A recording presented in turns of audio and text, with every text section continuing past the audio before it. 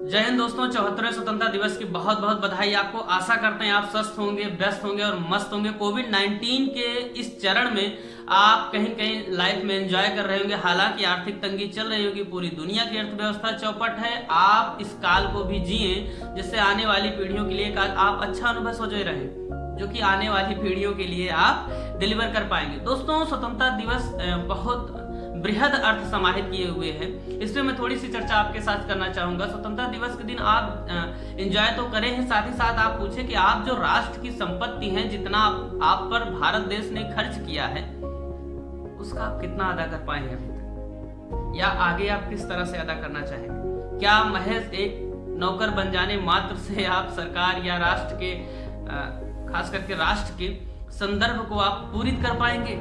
क्या जो राष्ट्र आपसे अपेक्षा करता है उसको आप पूर्ण कर पाएंगे? दो चीजें आप हमेशा याद रखें। आपने स्वतंत्रता संग्राम को देखा होगा, पढ़ा होगा, विभिन्न माध्यमों से आपने सुना होगा। आपका कर्तव्य है कि आप उन स्वतंत्रता संग्राम को विजित करने वाले जो नायक हैं हमारे, उनके बारे में आप पढ़ें। और नहीं पढ़ते तो ये आपकी सबसे बड़ी गलती है। और भारत में लगभग 99% लोगों की गलती है, ये गुनाह है एक तरीके से, कि वो हमारे राष्ट्रीय स्वतंत्रता संग्राम में भाग लेने वाले लोगों के बारे में पढ़ते नहीं। आप उनके बारे में पढ़ें, उनके बारे में चीज़ों को जाने, आप देखें, उनके जीवन से सीख लें कि किस तरीके से उन्होंने बिना नौकरी किए भी भारत की स्वतंत्रता में बढ़ चढ़कर हिस्सा लिया। हिस्सा लेने का मतलब ये नहीं कि देश को आज़ाद करवाया। देश को आज़ाद करवाने के क्रम में उन्होंने सामाजिक जो मूल्य थे उनको स्थापित किए। तो हमेशा आप भी इस दिशा में कहीं कहीं प्रयासरत रहें। जो भी मानवता के जो कीर्ति स्तंभ हैं, जो महत्वपूर्ण मूल्य हैं, उनको आप जो भी आपके समक्ष मानवीय जनसमूह है उसमें आप डिलीवर करते रहें। हमेशा एक स्वच्छ और सुंदर भारत की कल्पना के साथ मेहनत करते रहें। और हमेशा मोटिवेशन की सबसे बड़ी लाइन, आप खुद से सवाल पूछते रहें। तुलसी बाबा ने कहा, ये लाइन हमेशा याद रखें। 84 लाख योनियों में भटकने के बाद आपका जन्म हुआ है। अगर साइंटिफिक रीजन से हम देखें तो 50 लाख स्पीशीज की खोज की जा चुकी, 56 लाख ऐसे जीव हैं जिनकी खोज की जा चुकी है, 10 लाख और भी सस्पेक्ट है।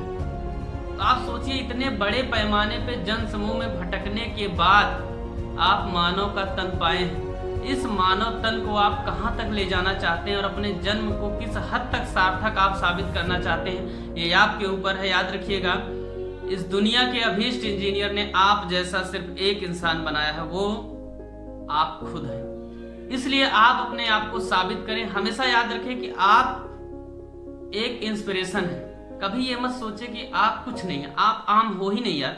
लोग कहते हैं आप आम आदमी हो, मैं कहता हूं आप आम आदमी हैं ही नहीं, आप सबसे खास आदमी हैं। बस आप इस बात को आप एहसास करें। आप निर्णय लें, निर्णय लेने से पहले सोचें और उन निर्णयों को हमेशा कठोरता के साथ लागू करवाएं। याद रखें, आरामदायक जीवन हमेशा कष्टदायक होता है।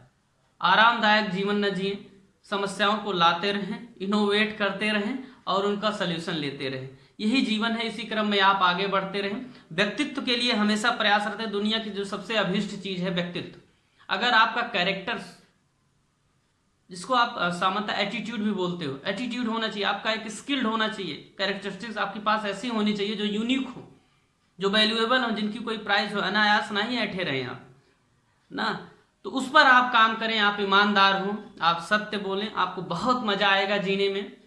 और इसी उम्मीद के साथ एक अपील आपसे करते हैं कि किसी भी तरीके से कहीं पर भी कोई एक राष्ट्रध्वज, कोई एक तिरंगा झंडा हमारा सड़कों पर यूं ना मिले, तभी मैं मानूंगा कि इस सेशन की कुछ तो अहमियत है। कम से कम आप जिस सड़क से गुजरे उस सड़क पर कोई ध्वज गिरा ना हो यूं ही, और जिसमें तिरंगे बने हुए जिन भी मास्क में तिरंगों का इस्तेमाल किया जा रहा है उनका प्रयोग कदापि न करें। पता नहीं सरकारें क्या कर रहे होते, मेरे समझ में ये नहीं होता कौन सी ध्वज संहिता आपने बना रखी है कि मार्केट में ऐसे मास्क आ रहे हैं जिन पे आप तिरंगे झंडे देख रहे हैं ना। तो ठीक है, सरकारें तो हमेशा ऐसे ही चलती हैं, उनके लिए राष्ट्र का कोई विशेष मुझे नहीं समझ में आता कि मतलब होता है उनके लिए।